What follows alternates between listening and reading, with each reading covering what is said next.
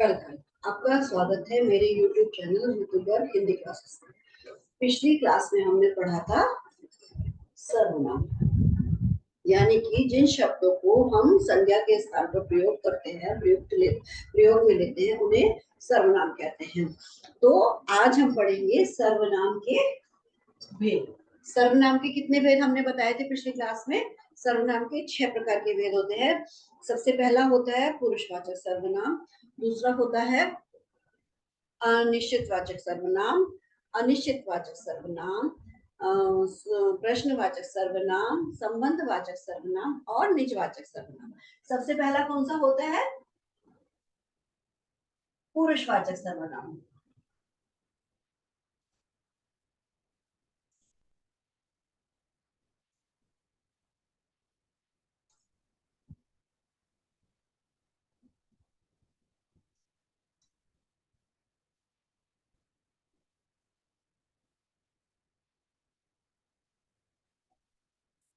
किसी भी प्रसंग में वक्ता या श्रोता, किसी भी प्रसंग में 3 प्रकार के पुरुषवाचक सर्वनाम आते हैं, जिसमें एक होता है बोलने वाला, लिखने वाला, सुनने वाला, श्रोता और पढ़ने वाला, और तीसरा होता है जो व्यक्ति, जो वक्ता और श्रोता किसी अन्य व्यक्ति के बारे में बात कर रहे हो, वो तीसरा होता है। तो पुरुषवाचक सर्वनाम को हम 3 भागों में बांटते हैं। सबसे पहला होता है उत्तम पुरुषवाचक सर्वनाम।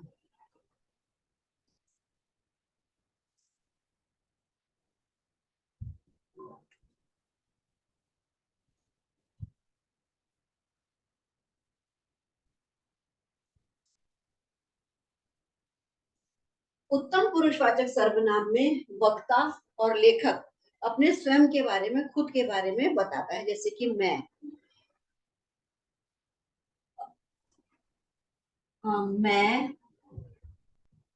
मैंने, हम, हमारे आदि।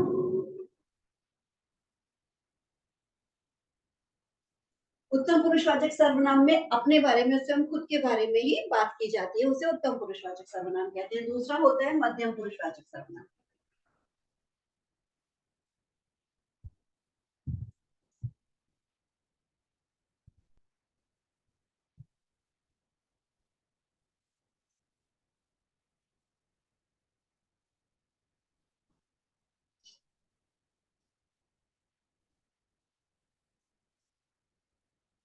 वक्ता और वक्ता की सुनने वाला, लेखक की पढ़ने वाले को मध्यम पुरुषवाचक सर्वनाम कहते हैं, जिसमें कि तुम, तुमने, तू, तुम्हारे आदि आता है। इसमें कौन कौन से उदाहरण आते हैं? तू, तुम, तुम्हारे, आप, आपका, आदि। ये कौन से सर्वनाम हो गए? मध्यम पुरुषवाचक सर्वनाम। तीसरा होता है अन्य पुरुषवाचक सर्वनाम।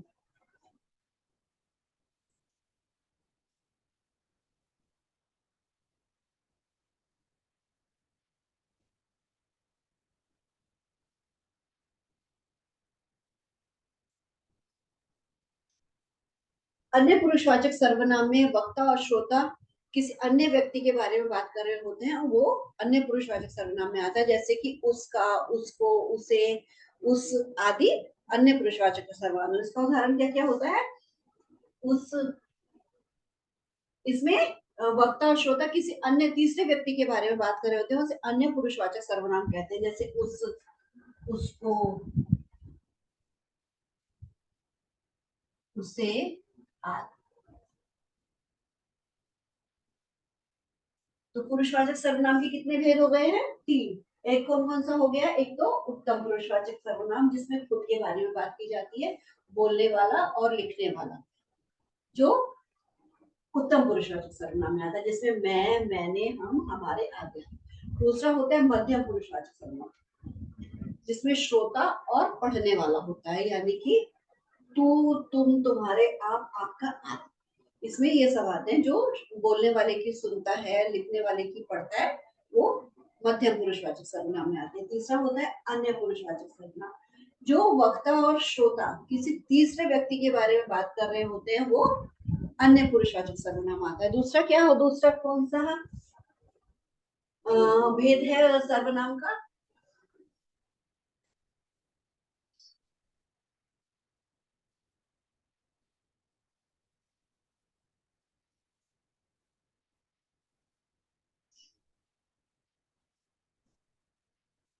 निश्चयवाचक सर्वनाम।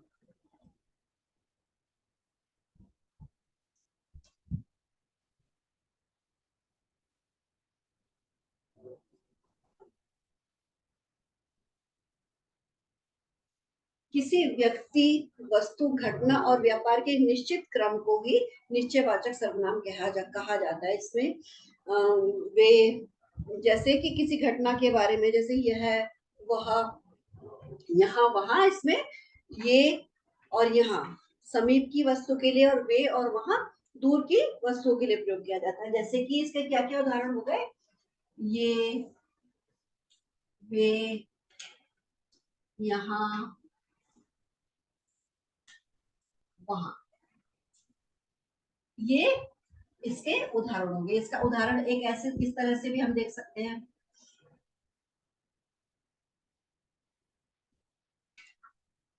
ये घर मेरा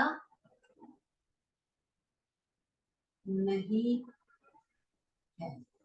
ये घर मेरा नहीं है, ये पास के लिए, वो या वह घर मेरा है,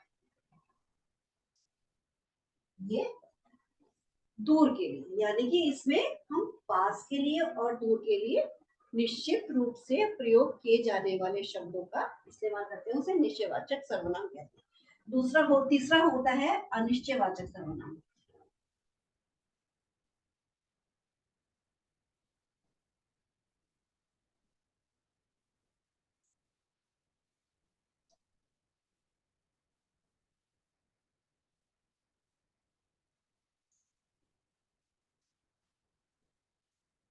अनिश्चयवाचक सर्वनाम में कुछ भी निश्चित नहीं रहता है। इसमें किसी अनिश्चित घटना, वस्तु या व्यापार के बारे में बात की जाती है। जैसे कि रास्ते में कुछ खा लेना, शायद दरवाजे पे कोई है, वो कहीं जा रहा है। इसके लिए कौन कौन से शब्द होते हैं? कुछ, कोई, कहीं। अनिश्चित वाचक सर्वनाम में ये तीन का होता है जिसमें कुछ भी निश्चित नहीं होता है। शायद दरवाजे पर कोई है,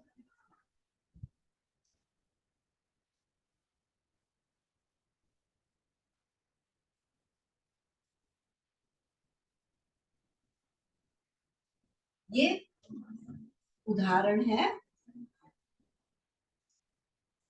क्योंकि घर के अंदर रहने वाले को पता नहीं कि दरवाजे पे कौन है। उससे किसी ने बेल बजाई तो उनको ये लगेगा ना कि शायद दरवाजे पे कोई है। तो ये है अनिश्चित वाचक सर्वनाम। ये हम व्यक्तियों के लिए इस्तेमाल करते हैं। और कुछ कुछ वस्तुओं के लिए, जैसे कि बाजार से कुछ ले आना,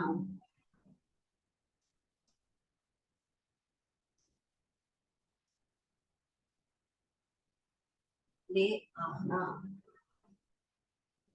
कई बार बच्चे नहीं बोलते कि हमें कुछ तो दिलाओ, कुछ तो दिलाओ। उनके मन में कुछ भी सेट ही नहीं होता दिमाग में कि हमें क्या चाहिए, बस कुछ तो भी दिलाओ। तो वो अनिश्चित वाचक सर्वनाम के अंतर्गत आते हैं। जैसे किसी किसी से मिला था, ध्यान ही नहीं आ रहा कि किससे मिला था, लेकिन किसी से तो मिला था, वो व्यक्ति के लिए आता है। तो वो किसी भी अनिश्चित वाचक सर्वनाम में ही आता है। या किसी को तो ले आओ, आज घर पे बहुत बोर हो रहे हैं, किसी को भी ले आओ, किसी को भी ले आओ, अनिश्चित है। कोई भी आ जाए लेकिन कोई तो आए, वो अनिश्चित वाचक सर्वनाम होता है। फिर होता है प्रश्नवाचक सर्वनाम।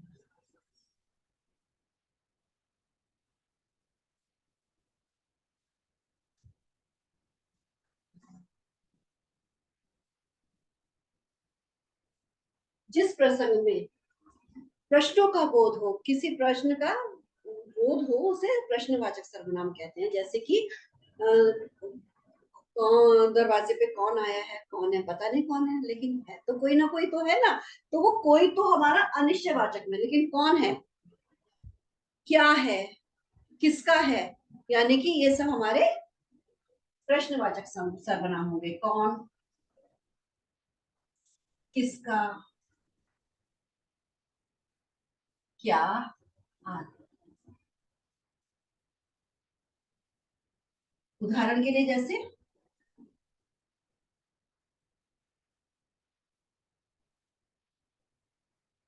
कौन कौन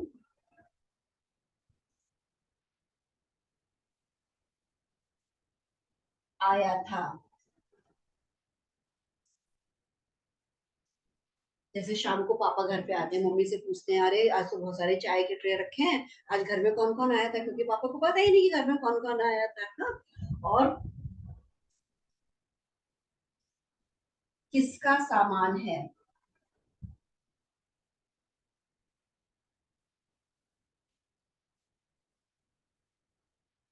कई बार ट्रेन में, बसों में सफर करते हैं तो कोई सामान रख के चला जाता है रास्ते गाड़ी में, लेकिन पता ही नहीं होता किसका सामान है, तो सब लोग पूछते हैं ना, अरे ये किसका सामान रखा है, तो सीट हमारी थी, किसका सामान है। तो वो प्रश्नवाचक सर्वनाम में आते हैं, इसको प्रश्नवाचक सर्वनाम कहते हैं। इसमें आता है कौन, किसका, क्या, आदि।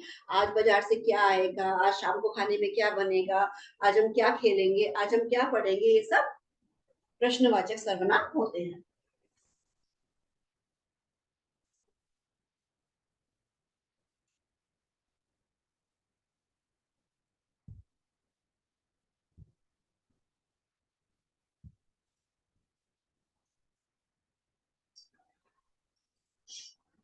तीसरा होता है संबंधवाचक।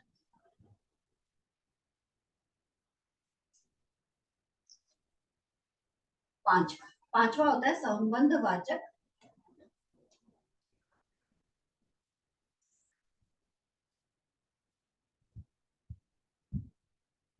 प्रश्न संबंधवाचक सर्वनाम, जिसमें एक दूसरे से संबंध स्थापित होता है, जैसे कि यहाँ वहां, जैसा वैसा, ऐसा तैसा, ये सब संबंधवाचक सर्वनाम है। इसका उदाहरण एक ही मैं आपको बताऊंगी, जैसे कि जैसी करनी वैसी भरनी। जैसी करनी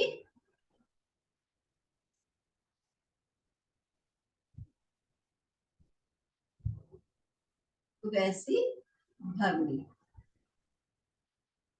एक और बताऊं, एक और भी बता देती हूँ, चलो एक और बता देती हूँ। जैसे को तैसा,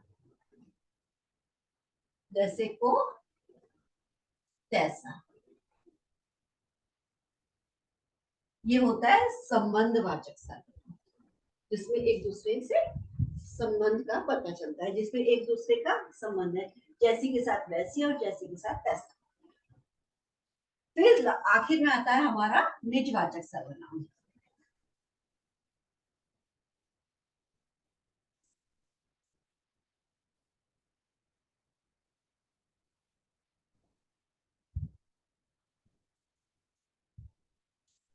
निजवाचक सर्वनाम भी पुरुषवाचक सर्वनाम का ही एक रूप होता है, जिसमें स्वयं के लिए बात होती है, लेकिन कुछ लोग इसको अलग भी मानते हैं। इसमें स्वयं, खुद, हम, ये सब आते हैं। इसमें स्वयं, खुद या मैं आदि आते हैं।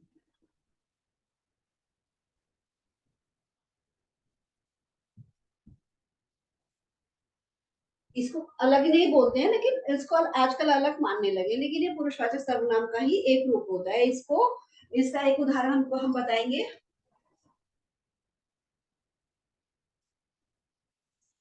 मैं अपना काम स्वयं करता हूँ, ये हो गया निजवाचक सर्वनाम। तो सर्वनाम के कितने भेद हो गए, छह। छह का हमने पूरे अच्छे से विस्तार में पढ़ लिया। इसके पूरे नोट्स परिभाषाओं के साथ आपको डिस्क्रिप्शन बॉक्स में दी गई लिंक में मिल जाएंगे, आप वहां से ले सकते हैं। और आपको हमारा वीडियो कैसा लगा, प्लीज लाइक करें, सब्सक्राइब करें और शेयर करें, ज्यादा से ज्यादा लोग सब्सक्राइब करें, ताकि मुझे सपोर्ट मिले, मैं आपके चैनल को और आगे तक बढ़ा के ले जाऊं और अच्छे से चले हमारा चैनल, सपोर्ट कीजिए प्लीज। धन्यवाद।